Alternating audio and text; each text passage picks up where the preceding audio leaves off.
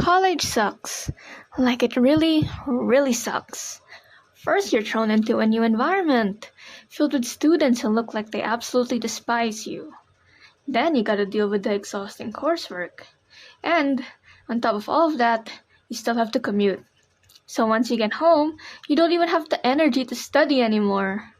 Now, what did I, an artist, do to cope with the stress? Of course, it was to not draw at all and instead read more books. To cut a long story short, I was hit with a year-long artistic burnout. No matter what I did, I genuinely couldn't bring myself to draw. And when I did draw, I would be unsatisfied with the end result. I thought I was done with drawing. But man, college was bad. I really need a hobby. So I grabbed a book and started reading.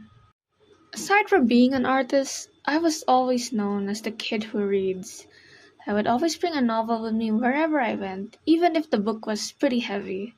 So on my birthday, I went and bought a bunch of books. In this video, I will be talking about the books that reawakened my love for reading. No rant reviews here, though if there's some interest in that, maybe I could make a video, but I wanted to start off things off with things I love because I don't really want to bring out too much negative energy right off the bat.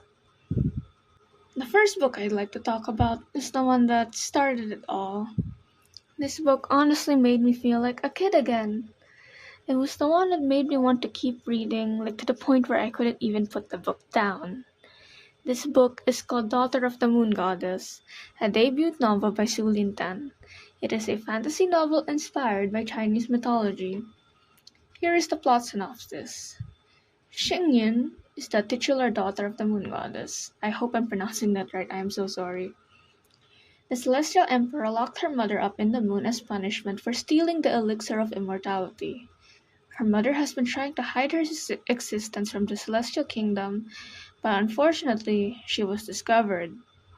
She had to run away from home, but she promised her mom that she would come back and set her free. So to survive, she kept her identity a secret and eventually landed an opportunity to learn alongside the Emperor's son. Though it isn't perfect, this book brought me so much joy. The writing reads like a myth or even a bedtime story being told to you by your grandparents. I found the world building to be really imaginative and atmospheric too. The action scenes and magic systems was so well described, I felt like I could draw it, but I know deep down I don't have the skill level for that, so unfortunately, the visuals of this video are not able to match the level of whimsy the book had. Though there was a love triangle and I normally really hate them, it didn't really bother me here. Yeah, the romance that I liked was tropey, but who cares? It was executed well. Overall, this was a solid standalone book and I highly recommend it. Hey, wait, wasn't there a second book? I said it was a solid standalone book. Okay, we don't talk about the second book. The next book I want to talk about is The House on the Cerulean Sea by T.J. Klune. Disclaimer: I know there are some controversies surrounding the author, and I don't want to get into it here, but if you want to read the book, I highly suggest researching the controversy and forming your own opinions. And if you were to read a book, I recommend just borrowing from the library or piracy. Anyway, I still want to talk about it because this book means a lot to me personally, and I'll get into that later. This book is about this caseworker named Linus who has been inspecting orphanages for magical children. One day, he gets tasked to investigate this orphanage under a man named Arthur. This orphanage houses the most dangerous monsters this company has seen. Throughout the story, you watch Linus grow to love these children and even develop a romance with Arthur. It was a very sweet story, and as embarrassing as it is to admit, it made me cry a little. I really related to Linus's feeling of being unhappy at his job and his desire to be somewhere else, especially since I was going through a really tough transitional period of my life as a college student. Watching him form such sweet bonds with the kids melted my heart. God, I really love found family. Like, it's the easiest way to get me to love a book or a show. The fact that it also had queer rep was a bonus, though I wish the romance had more development because, in my opinion, the romance aspect of the book was quite. I won't say it's weak because it wasn't bad, but I wanted more from it, you know? In this video, this book is probably my favorite out of the three, but yeah. Lastly, I would like to talk about my first and favorite sci-fi novel so far, Project Hail Mary by Andy Weir. It's about this astronaut who discovers that he is the sole survivor of a mission to save Earth. Throughout the story, he tries to complete the mission while slowly remembering bits and pieces of his life.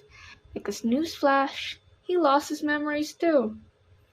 I'm not sure if this counts as a spoiler because it's not in the blurb, but in my opinion, since half the book takes place with a spoiler, already present and it's part of my problems with the marketing, I think it's okay to spoil it, but if you don't want to be spoiled, please skip to this time frame. One thing I didn't like about the way this book was marketed was by highlighting that the protagonist was alone, because for most of the book, he actually had the company of this adorable alien named Rocky. My favorite parts of the book were the ones where these two astronauts worked together to solve the problem and to also bridge the language barrier since, different species, different languages, and different biology. Yeah, I can tell I'm a biomed student. Anyway, reading about these nerds was an absolute joy. But yeah, I didn't like how the marketing emphasized the protagonist's loneliness because I was kind of misled to thinking that this book would be an existential book about personal discovery or something deep, but it was a fun space adventure book, so I wouldn't count that as a flaw. Anyway, thanks for watching. Did you like these books too, or did you hate them? I would love to have civilized discussions about these books in the comments. Feel free to leave comments about your other favorite books or hobbies, anything. I would really love to talk about books with people.